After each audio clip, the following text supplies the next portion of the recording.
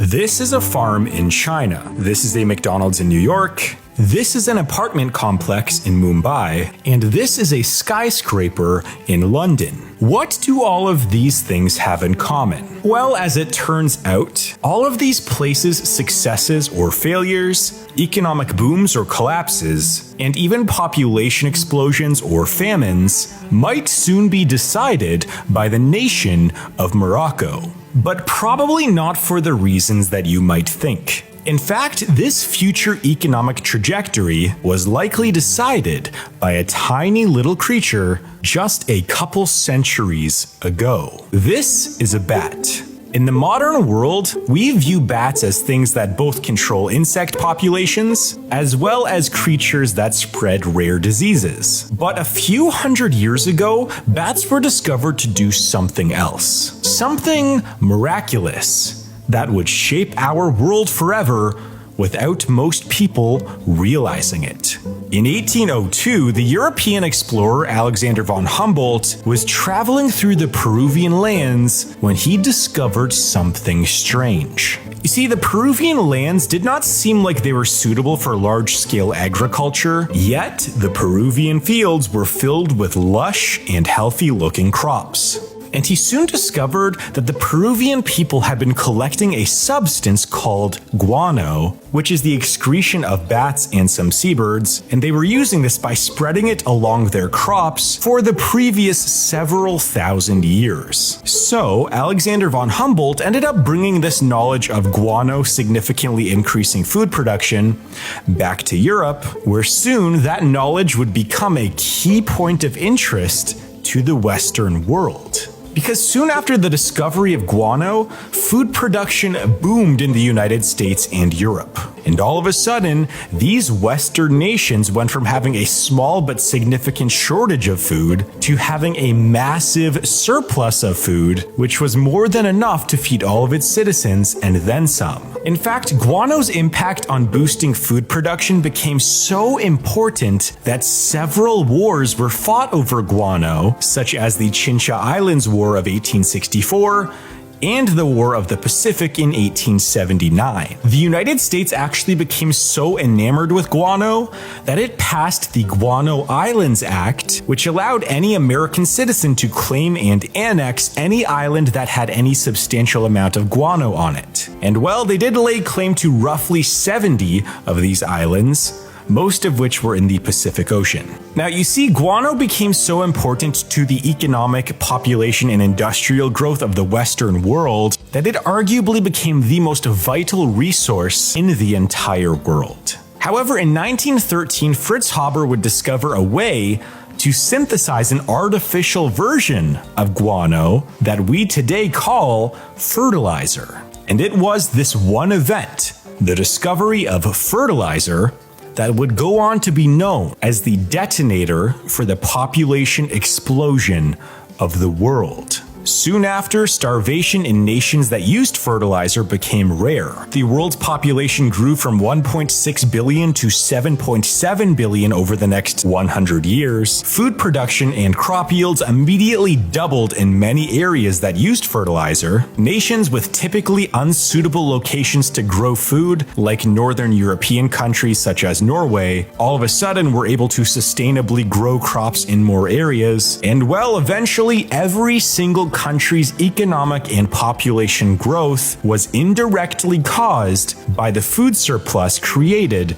from fertilizer. In fact, it is estimated that roughly 50% of all nitrogen in your body is directly from fertilizer that farms use to grow food. And well, that brings us to today. All of this seems great so far. Fertilizer has allowed many countries to grow and in some cases become superpowers of the world, where nearly all of their citizens are well fed and have a very little food insecurity. But in 2010, a few scientists began to notice something a little bit worrying. Fertilizer, the compound responsible for a ton of the growth that humanity has seen over the last 2 centuries, might actually be running out. That's because that our fertilizer that has been used to grow our entire civilization over the last couple hundred years needs 3 things. one of which is a nitrogen-based compound, the second of which is a phosphate,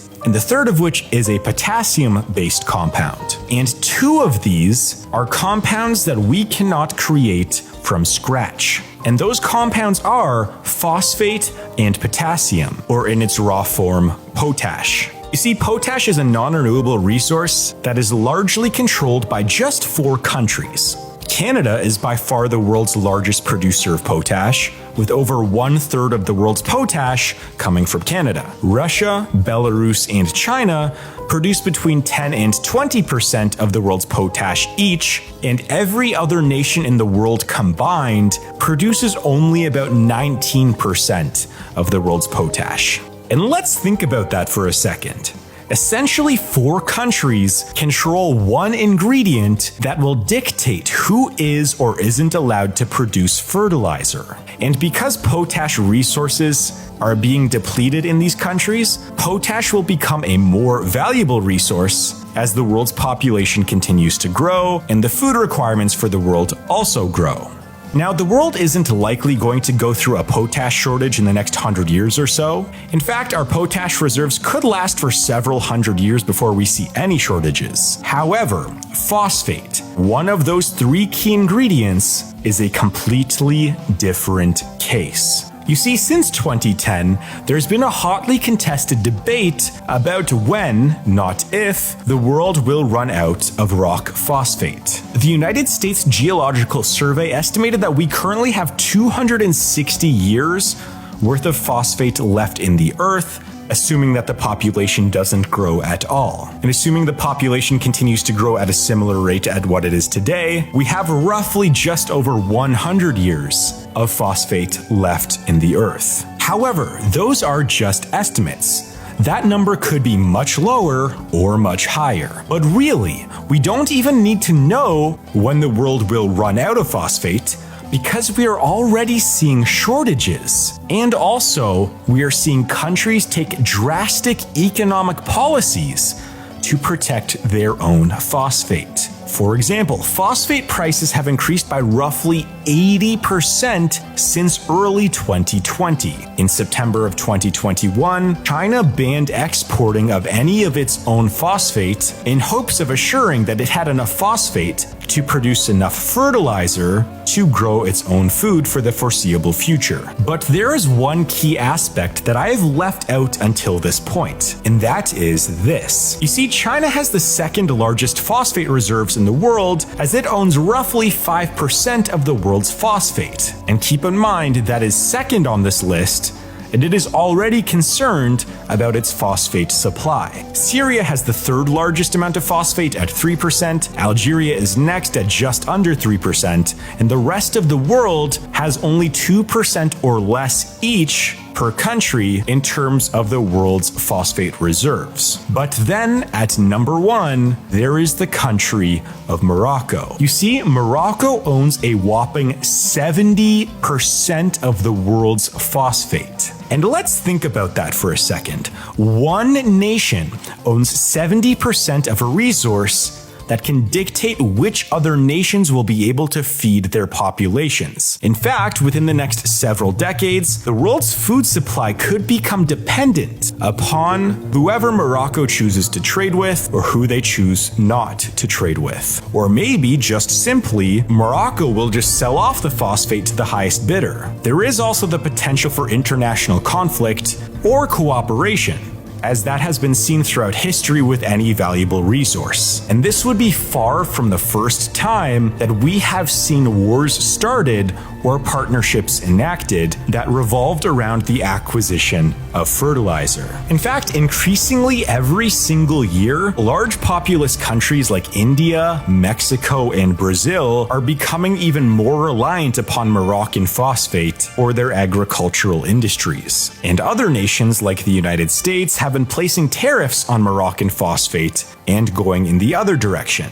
Now, it is worth mentioning that peak phosphorus as some are calling this predicament, may not occur as soon as we think. As mentioned earlier, estimates range from seeing significant shortages relatively soon to seeing shortages that occur in several hundred years from now. But this peak phosphorus mentality is actually quite similar to what people were saying about oil in the 1950s. Because back then, many scientists assumed that oil production and reserves would peak around the year 1970. Yet, since then, the world has discovered substantially more oil in places like Venezuela, Saudi Arabia, Norway, Iran, and China. There was also technological innovations for oil, like fracking, which allowed the extraction of oil. All this means is that even though it is predicted that rock phosphates will become significantly depleted over the next several decades, all of those old superpowers that owned a large percentage of the world's resources, like the United States had with oil over 100 years ago, all of those monopolies could pale in comparison to Morocco's monopoly on phosphate